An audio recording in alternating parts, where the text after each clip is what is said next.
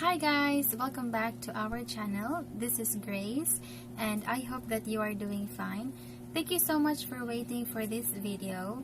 Since last week I had challenging days because of my wisdom tooth, but now it's getting better. So for today I will share to you a video about low bookings and the possible solutions of low bookings for some tutors. If you are interested, keep on watching.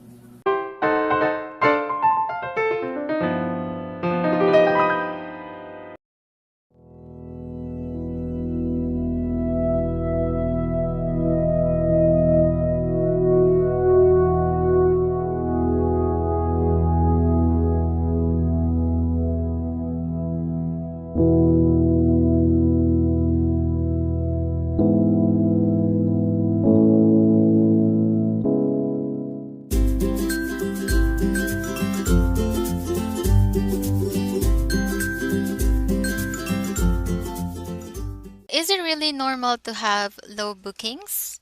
If you are a Rarejob tutor and you have the same problem, so maybe you are asking yourself, is it normal or am I not doing my best?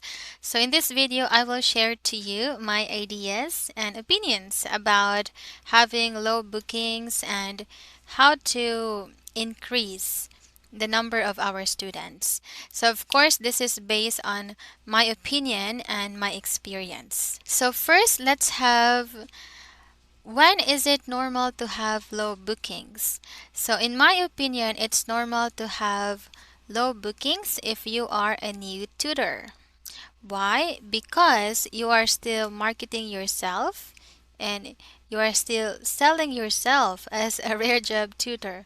So I advise new tutors to open more slots. So for new tutors, please listen. You can only open your slots from 5 a.m. to 7:55 a.m. in the morning, and you can open also at 5 p.m. to 11:55 p.m. So your time is limited since you are a new tutor. So if you want to become a weekday tutor, so they will send to you details on Skype. So please wait for that details because I cannot disclose this information because it's prohibited. So just wait for the details or you can ask your onboarding team on Skype. So open more slots for you to increase your chance of getting booked by students. Of course, more open slots, more chances to meet new students. And another reason I think is that because after a long break, so for example, some of my students will try finding a new teacher. So it will take time for them to know that you are back. So it's normal. But if you left a very good rating, like before you left, you always had a outstanding satisfaction result or lesson satisfaction. So of course, I think it's easy for you to gain more students. But who knows? Maybe. So some students might forget about the teacher. So there's a possibility. And now let's have here the possible reasons for low bookings. So what are the possible reasons for low bookings? First, I think it's because the written and audio introductions are not that attractive. So actually, I asked a student of mine about how do you know if the teacher is good for you? Or how do you know if the teacher suits you as a student? So he said that before he choose a teacher, he of course checks the written and audio introductions first. And if he can feel that the teacher likes something Japanese, like Japanese food or Japanese music, Japanese fashion, so he usually tries to choose that teacher.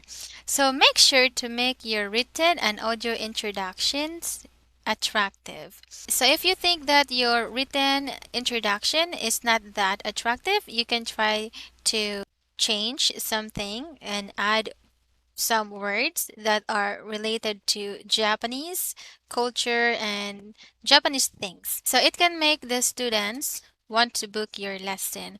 So just try to be honest. Of course, for example, if you don't like natto, don't write it there that you like natto. If you like reading manga or Japanese fashion or music, so you can try to input there that you like those things. I think it might help.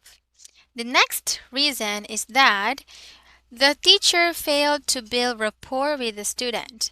So I always encourage teachers to build rapport with the student before having the proper lesson. So how to build rapport? So if the student is new in the lesson, try to make a short introduction for the student. So, for example, in my case, this is my usual introduction. Hi, my name is Mary. I am 24 years old. I live in Cebu, Philippines, and my hobbies are playing badminton, playing the piano, blah, blah, blah, and my hobbies. And then I am a rare job teacher. So, this is my usual introduction. In that way, the student can feel that, oh, my teacher is very open about herself. So maybe it's okay to be open about myself too. And usually, after my introduction, the student gives his or her introduction too. And after that, I ask about the weather and how was your work today? So something like that. Just try to build rapport. Sometimes in our lesson, we can also try to be humorous. So we can try to share some ideas that might allow the student to feel comfortable in our lesson. So that is very important. Building connection with the student is very important, but please know your boundaries. We always have this limitation between the student and the teacher's relationship, so make sure to have that one. It's very important. And the next, the teacher failed to adjust his or her speaking pace. It's very important, especially for beginners and for new students. Just try to ask the student about your speaking pace after your introduction. So you can ask, am I speaking too fast or okay?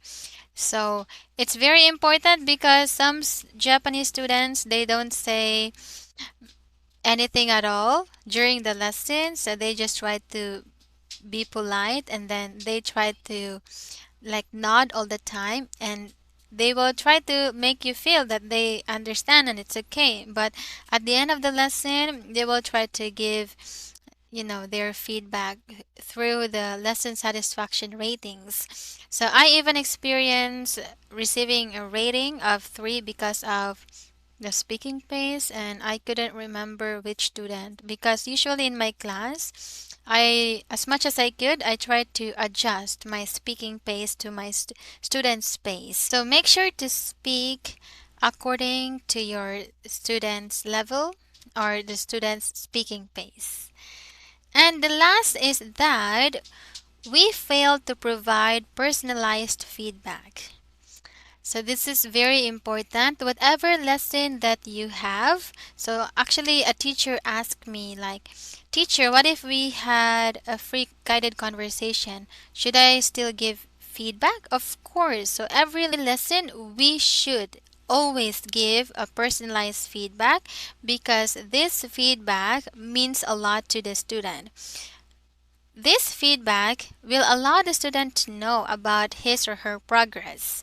So, and as you can see in our feedback templates, so we have a lot of things to consider. So, for example, we have there the grammar, the vocabulary, pronunciation, the fluency. So it's very important for the students to know about these things so they will know what to improve next time.